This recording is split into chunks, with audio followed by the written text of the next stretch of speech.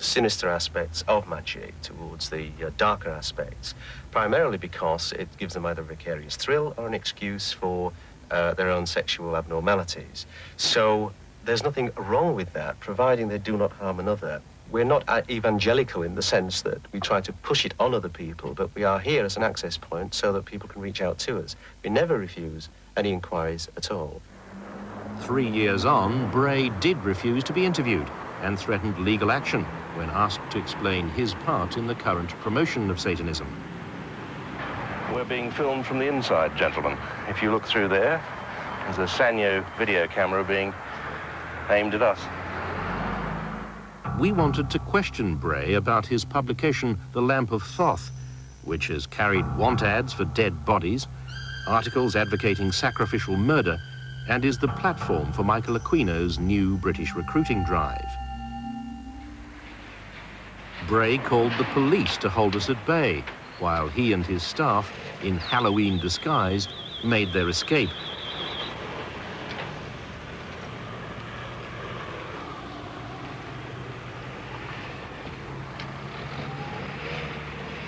Mr. Bray, we'd like to talk to you about the business you conduct and about the kinds of activities you promote. We'd like to talk to you about articles promoting murder, witchcraft, advertisements calling for dead bodies. There are many people who get into this disgusting business who wouldn't do so without you, Mr. Bray. What a pathetic display. Bray makes light of the dangers of Satanism, but some would say it is dangerous in any circumstances.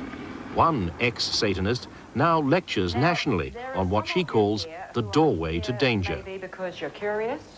There may be some of you wondering what doorway to danger is all about. Audrey Harper says she was once a prisoner of fear, a recruiting agent for a coven which practiced child abuse and human sacrifice. I think it's a far bigger problem. I think we're only touching the tip of it. When you realise that all these places are self-governing, they can do what they like. They attract homosexuals, they attract lesbians, they attract paedophiles because they can get away with it. Because the covens are so secret, even the satanic temples are secret. They can shift around. If they think they've been rumbled, they just go to another building. So it is a big problem. But are we talking about just a few people in isolated parts of the country? No, we're not. We're talking, it is nationwide. In a year-long investigation, we've catalogued more than a score of recent, serious cases with clear evidence of satanic ritual, abuse or crime. Some of the victims are being counselled by the Reverend Kevin Logan. In counselling, I have seen some terrible practices. I've heard some really grueling, really nasty things that have happened to youngsters, to children at puberty, for instance. A girl having to have sex on the altar, the act of initiation into Satanism itself. Children having to eat feces and to drink blood. And stomach-churning, horrible things that these Satanists get up to. And the effect that this has on these young lives.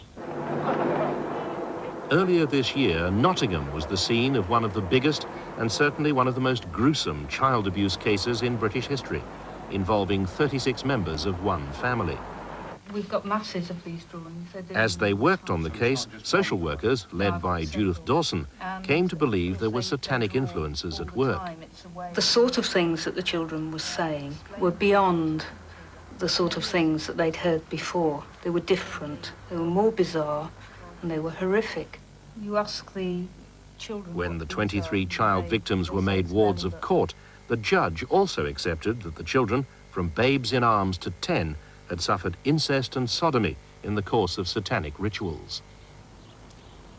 The victims' stories are confirmed by a family member who stumbled across a satanic ceremony by accident. I just walked in out of the blue And I just sort of seen all these masks, all these wigs and candles lit and everything. There was a cross on the floor. There was a cross on the wall inside the corner. There was also a sheep there involved. The sheep had been cut, and the children was made to drink sheep's blood. And it just turned my stomach over. In court, 10 people were sent to prison for a total of 150 years. But there was hardly any mention of Satanism. The police say they heard the stories, but couldn't prove the satanic connection. I accept there is the satanic abuse of children is no doubt a reality. I haven't personally experienced it, but I accept it as a reality. Unfortunately, in this particular case of these particular children, although they were habitually and horrendously abused, that abuse was not controlled by any satanic cult. Until now, police and social workers in Nottingham have been at loggerheads. But today, after we'd passed on information from our files, a new team of police and social workers have begun to reinvestigate the satanic aspects of this distressing Midlands case. Situations. This is the self-portrait, Yes. self-picture. In London, Natalie, now 15, endured 10 years of 3 satanic rituals every week. She's never spoken of it before. The star in the circle, what was on the floor, us kids used to stand in. And the lady who used to sort of like be in charge was at the front on the altar.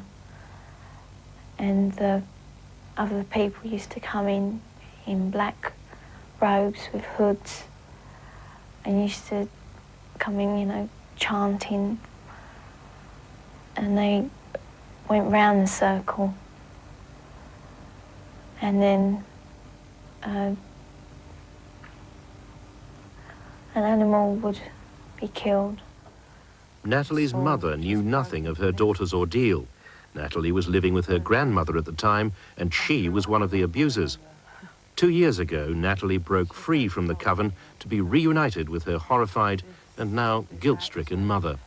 She was made pregnant, and the child was allowed to grow to a certain age, and then they aborted her baby, and on a sacrificial table they sacrificed the live-born child, not fully developed.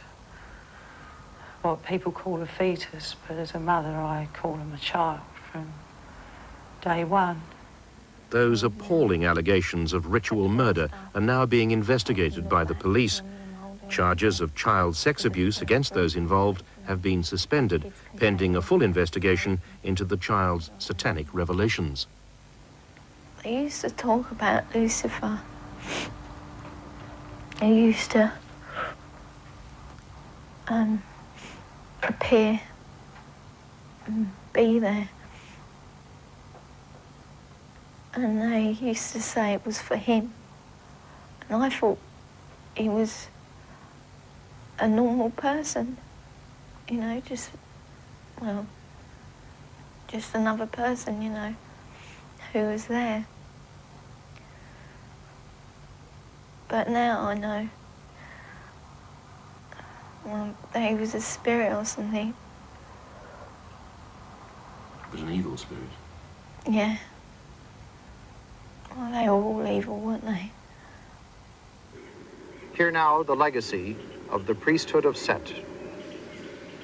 In the Diabolicon of the Age of Satan is recounted the primeval sundering of the cosmos from mindless And it's unity, precisely that chaotic evil spirit duality, that Aquino and his wife honor and invoke as he ordains their first British high joining in priest. consecration with one who is now to be ordained. David Austin, who's never been accused of any crime, is an ex-member of the National Front and now a chef.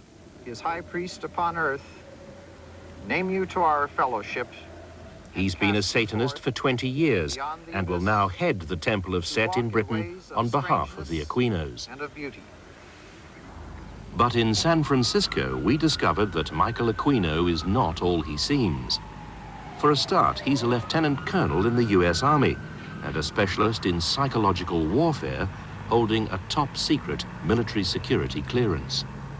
Army investigators here at the Presidio base in San Francisco have now formally accused him of ritually abusing young children from the base's daycare center. Indeed, one young girl says she was horribly abused by both Michael and Lilith Aquino at their nearby home. A U.S. Army chaplain made an accusation of child molestation centering on us at the Presidio of San Francisco at a time when my wife and I were living 3,000 miles away in Washington, D.C. But we have a copy of the police report, and the child appears to have identified you. That's not true. But as the police report shows, and the Aquinos know full well, the victim of that attack did identify them both as her abusers, to her parents, to her therapist, and to the army. Some of that ritualistic abuse is alleged to have taken place at the Aquinos' home at 2430 Leavenworth Street near the Presidio base. What's more, since that original disclosure, at least 5 other children have made identical allegations. Well, all I can say is that we have discussed this regularly with the CID, and we have not been told of a single other child that has made such a supposed identification at all. Well, we've been told a couple of days ago that 5 more children have since disclosed. By whom? By this mother, that's who. Her children were amongst the 5. They were taken to a daycare center where Michael Aquino and several other adults molested them. They did rituals. They wore robes. There was chanting. There were candles. He sodomized my children. He made them do all kinds of things, I guess. And they've also told the Army investigators that they'd been in his house, and they disclosed what the inside of his house looked like. Those who investigate satanic crime can face frightening consequences. Lawyer Cynthia Angel tried to subpoena Michael Aquino for a child custody case after 2 more children alleged he'd abused them. Within days, she was kidnapped. A stranger stepped into my car, pointed a gun at me, and told me to drive outside of town. I drove out of town, was shown a picture of a naked infant. I listened to a tape recording. There were infants crying, children crying, and adults chanting. The insinuation certainly was that these children and these adults were involved in some sort of satanic ritual. I was told repeatedly during this drive that should I tell anyone what I see or tell anyone what I hear or keep investigating the case that I had been investigating, that I would be killed. What about the suggestion that this lawyer was taken out into the desert at gunpoint? Well, that's asinine in a nutshell. We don't take anybody anywhere at gunpoint. We don't threaten anybody. Well, I'm not suggesting that you did it personally, but as a result of taking up this case, she says that she was taken out and threatened and played obscene tapes. Well, what is the... Well, who did it? I mean, who is supposed to have done this? Who was supposed to have done this to her? Well, she believes it was done on your behalf. Oh, that's stupid. It's absolutely untrue. Just ridiculous. It's that kind of stuff.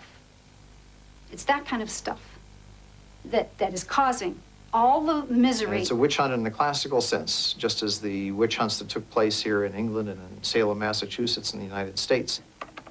Aquino is now back in America to face the military music, leaving his satanic church established in Britain. Dale Griffiths is a former police chief who for 17 years has investigated satanic crime. He has no doubt of the threat it poses. I would say to my counterparts in England, ladies and gentlemen, don't assume the ostrich effect. Don't take your own Judeo-Christian backgrounds and use it. It's not what you believe. That's not important. Remember what they believe. And they are dangerous. Protect her, Lord, from all the darkness and the evil of Satan and those who follow him.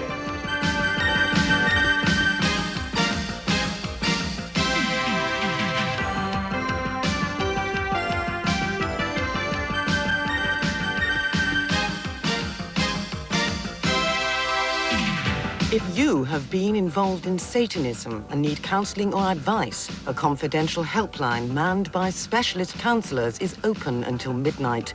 The number is 021 631 3080.